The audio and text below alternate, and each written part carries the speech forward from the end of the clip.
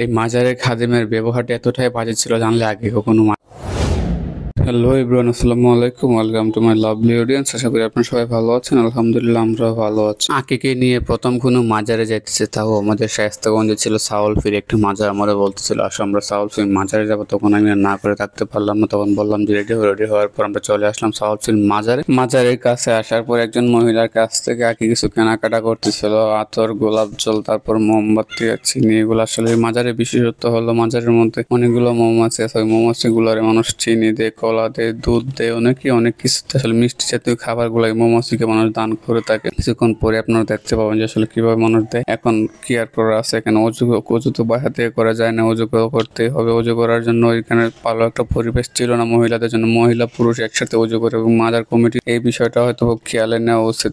মহিলা পুরুষ একসাথে অজুটা কিভাবে করবে? ওই যে একটা মহিলা যদি একটা পুরুষের পাশে দাঁড়ায় অজু করে, ওই মহিলা এবং ওই পুরুষের অজুটা থাকবে কিনা আপনারা একটু কমেন্টে জানায় যায়। এবং দেখতে পারতেছেন আমি আমার বাবাটাকে নিয়ে বসে আসছিলাম, তখন আকি ভিতরের দিক দিয়ে গেছিল অজু করার জন্য, এবং অজু করার শেষ এবং তখন কি আর করা, বাবাটাকে নিয়ে আমি বসে পড়লাম। বসে বাবাটা একটু কান্নাকাটি করতেছিল এবং খেলাধুলা করতেছিলাম। আর কি আর করার আছে, তখন ওইদিকে দেখতে পাচ্ছি মাজারে সিন্নি খাওয়ার জন্য কুকুর বেটাও ব্যস্ত হয়ে পড়ছিল।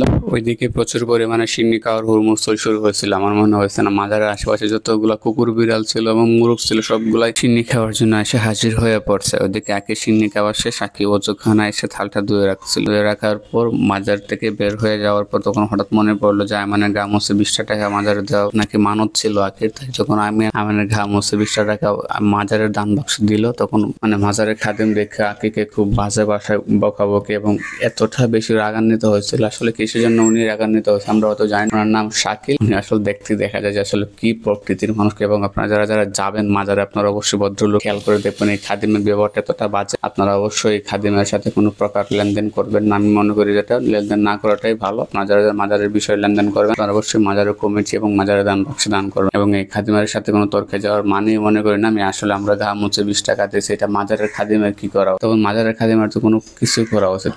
মাজারের খাদিম তো মাজার নিয়ে ব্যস্ত হবে, মাজারকে কিভাবে দান করলো এটা নিয়ে মাজারের খাদিম ব্যস্ত হয়ে পড়ছে। আসলে আমরা বললাম যে আসলে মাজারের খাদিম হয়তো ব্যবসা নিয়ে বসছে। শাকিল সাহেব এটা মাজারের নামে প্রতারণা করতেছে। যাই হোক, মাজার যাওয়ার তেমনিতে আমার কোনো ইচ্ছে ছিল না যে কাকির আবদারে মাজার নিয়ে গেছিলাম, যে আবদারে মাজার যাওয়ার পর কি একটা প্রতারণার শিকার হইলাম আপনারা তো দেখতেই পারছেন। আমরা মাজার থেকে বেরিয়ে আসার পর দিকে মাছের ঘাটে মাছ খাওয়ানো শেষ হওয়ার পর আমরা বেরিয়ে আসলাম। বেরিয়ে আসার পর স্টেশনে আসার পর বলতেছিল চটপুরি খাবো। ওইদিকে আমি গেছিলাম হালিম খাওয়ার জন্য। বাইকনাটা হালিম খাইতেছে। আজকের ভিডিওটা কেমন হচ্ছে অবশ্যই আপনারা কমেন্টে জানাবেন। যারা যারা আমাদের ভিডিও নতুন দেখতেছেন অবশ্যই আমাদের ফেসবুক পেজটি ফলো দিয়ে দেবেন। এবং যারা যারা ইউটিউব থেকে দেখতেছেন অবশ্যই আমাদের ইউটিউব চ্যানেলটি সাবস্ক্রাইব করে পাশে থাকা বেল আইকনটি প্রেস করে দেবেন। এবং যারা যারা এই খাদিমের বিষয়ে জানেন এবং যারা যারা এই খাদিমের কাছ থেকে এরকম অপমানিত হচ্ছেন অবশ্যই আপনারা কমেন্টে জানাবেন। এবং খাদিমের বিষয়ে অবশ্যই আপনারা যারা যারা কমিটি আছে যদি আপনাদের কাছে আমার ভিডিওতে পোস্ট আপনারা অবশ্যই বিষয়টি আমলে নেবেন। নিয়ে আপনারা যাচাই বাছাই করে দেখবেন যে খাদিম আসলে ব্যবসার জন্য বসছে এখানে, মাজারের খেদমত করার জন্য।